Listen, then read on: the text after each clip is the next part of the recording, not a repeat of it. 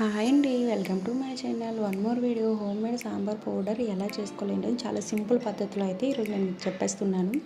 100 to 200 grams ధనియాలు, దానికి 2 spoons శనగపప్పు, 2 స్పూన్స్ బియ్యము, 1 స్పూన్ మిరియాలు, 1 స్పూన్ మెంతులు, ఇంగువ, కొంచెం కరివేపాకు, కొద్దిగా ఆయిల్ వేసి ఎండుమిరపకాయలు మీ కారం తగ్గట్లుగా తీసుకొని అన్నీ సపరేట్గా దోరగా ఫ్రై చేసుకొని లాస్ట్లో కొద్దిగా పసుపు, ఇవన్నిటిని మిక్సీలో వేసేటప్పుడు కొద్దిగా పసుపు వేసుకొని మిక్స్ చేసి పౌడర్ గ్రైండ్ చేసుకుంటే బయట సాంబార్ పొడి కూడా సరిపోదండి. మనం హోమ్ మేడ్లో తయారు చేసుకుంటే ఏ కల్తీ లేకుండా హెల్త్కి చాలా మంచి ఫ్లేవర్ వస్తుంది.